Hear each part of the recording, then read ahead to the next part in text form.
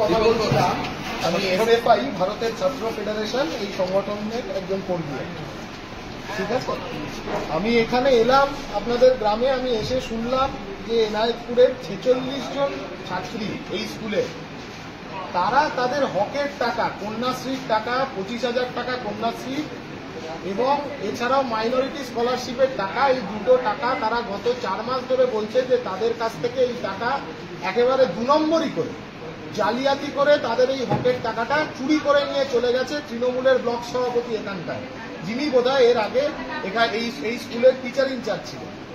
ওরা স্যার 4 মাস ধরে দৌড়ে বেড়াচ্ছে চারিদিকে, এমনকি মুখ্যমন্ত্রীর কাছে ওরা প্ল্যাকার্ড ইত্যাদি এসব দেখিয়ে বিক্ষোভ দেখানোর চেষ্টা করেছে, জানানোর চেষ্টা করেছে। ওসির কাছে গেছে, চিঠি দিয়েছে যে ব্যাংকে, ওরা ব্যাংকে গেলই না, অথচ ওদের নামে ব্যাংক অ্যাকাউন্ট হয়ে গেল। স্কুলে ডেকে পাঠিয়ে স্যার ওদের ফিঙ্গারপ্রিন্ট নেওয়া হয়েছে, ফিঙ্গারপ্রিন্ট নিয়ে সেই ফিঙ্গারপ্রিন্ট পরে অন্যভাবে কাজে লাগিয়ে ওই টাকা মেরে নেওয়া হয়েছে, অ্যাকাউন্ট থেকে টাকা তুলে নেওয়া হয়েছে।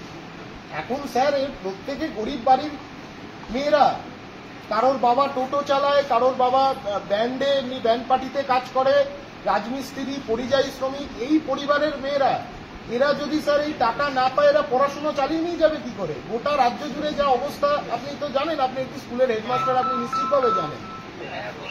এবং স্যার এখনো অবধি আপনি কি মনে করছেন বিষয়টা নিয়ে? আমি ওই জন্যই এসেছি আপনার সাথে কথা বলতে, এসে শুনলাম আপনি নেই স্কুলে, ওই জন্য ম্যাডামদের বললাম যে আপনি একটু আপনার সাথে একটু ফোনে ধরিয়ে দিতে।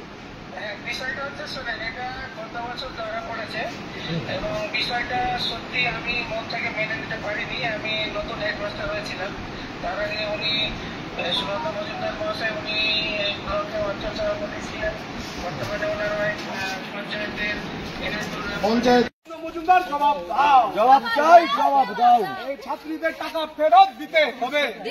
কোথায় গেল সুনন্দা মজুমদার? জবাব দাও, জবাব চাই, জবাব দাও, জবাব চাই, জবাব দাও। এই বঞ্চিত ছাত্রীদের টাকা কোথায় গেল?